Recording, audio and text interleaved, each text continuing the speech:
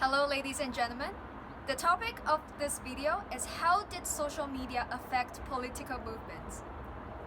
First of all, there will be a comparison of the social media methods in the past and nowadays.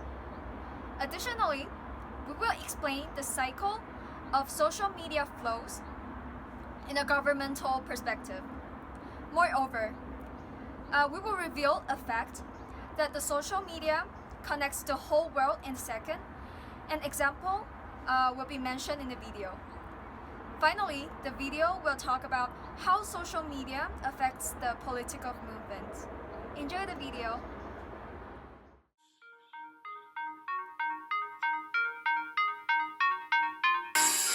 Put your hands in the air. How you feeling out there? We gon' party and leave. You got to see it, let me. In the history of political movements, many people suffered from persecution due to dictatorships. Examples are Hitler, Mussolini, or people in the French Revolution and its leader Robespierre. There was no social media like Facebook, Twitter, or Instagram, so they had to hide and to work against the government in secret. They worked by printing news sheets, newspapers, and had secret radio channels.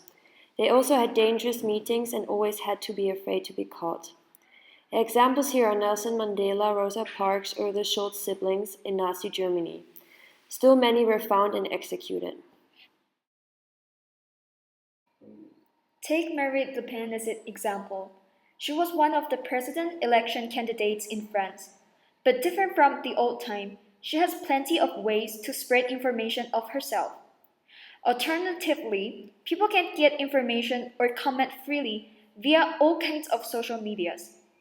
People now have many ways to reveal their opinions freely, which is very different from the society under Hitler's control.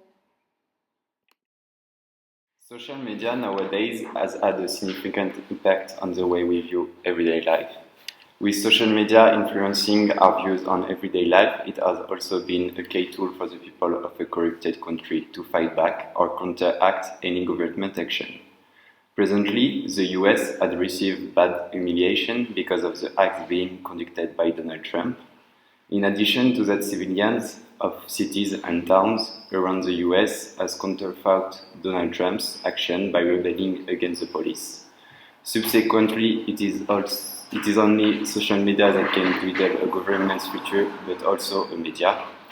Almost half of the posts made on social media are sourced by the media. This results in big issue for governments because almost all of the people living in that particular nation believe their national broadcasting channel. Lastly, I believe that social media plays a huge role in a government's overall popularity and can determine the fate of any government. In the world, social media connect everyone. Recent news will be known all over the world at the second. All the citizens are connected by many applications such as Facebook, Instagram, Twitter, and Snapchat.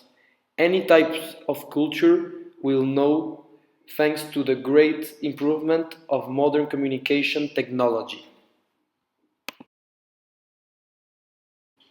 Let's take Venezuela as an example. 22 students died because of the manifestations.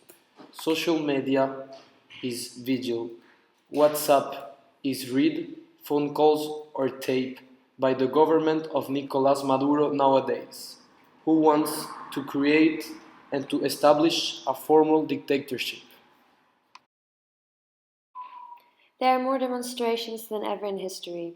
Today, riots have no longer a single leader or a hierarchy. It has many voices and opinions that form into one due to social media groups. It's a network of people in a fashion of democracy. However, all your information is given to the public, so also to the police or secret service. This is dangerous, for example, in China or dictatorships like Turkey. Another negative aspect is that people rather like on Facebook than to follow a movement. They think liking is enough. Finally, the movements need far less organization and are far cheaper than in former times, because everyone can voice their concerns on social media.